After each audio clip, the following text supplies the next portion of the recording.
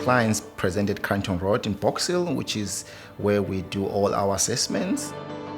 We will assess where you are at to establish what are your needs, and then together we develop the individual recovery plan in which we identify specific goals that you need to address.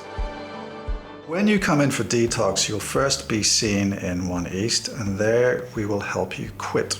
You'll be seen by a doctor and a nurse during the admission process.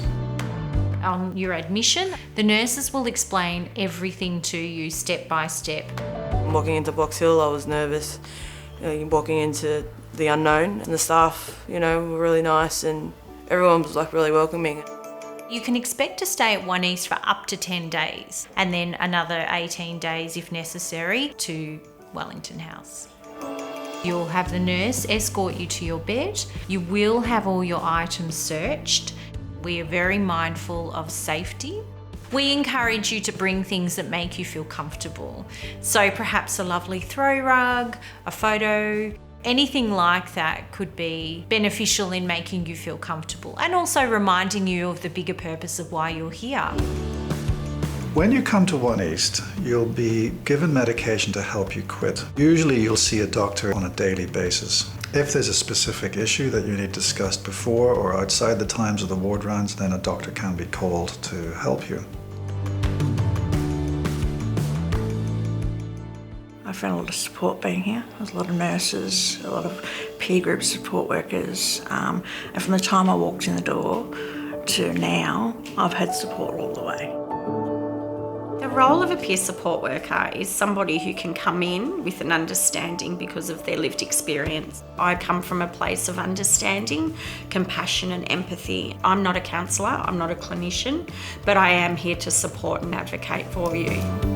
We've established some rules that we think are really important. The first rule that applies to the whole of Eastern Health is no smoking. We're willing to administer as many nicotine replacement therapy products as required to help in that process. There's an expectation that your behaviour doesn't include any intimidatory behaviour, any threats, any discussion of violence.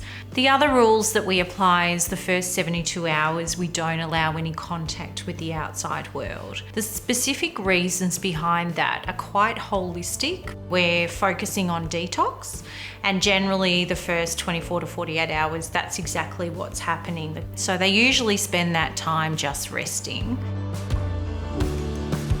Once you've quit, then we will transfer you to Wellington House, which is a much more relaxed environment, which is less medically oriented. And there you'll learn the life skills to stay quit. Making the bed in the morning, making a meal in the morning, financial planning.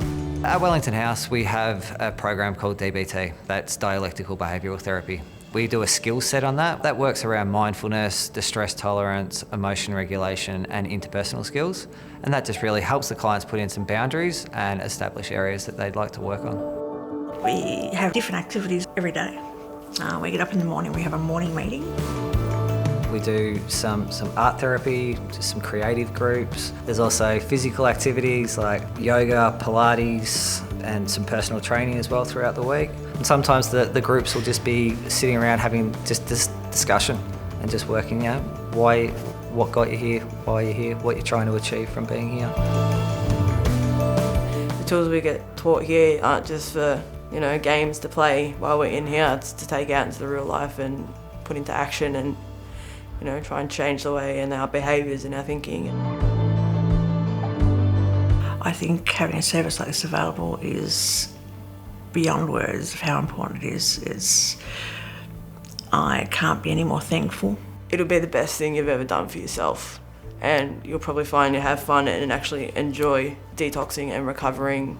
Your life's going to change, beyond what you could possibly think. Yeah, freedom's just around the corner.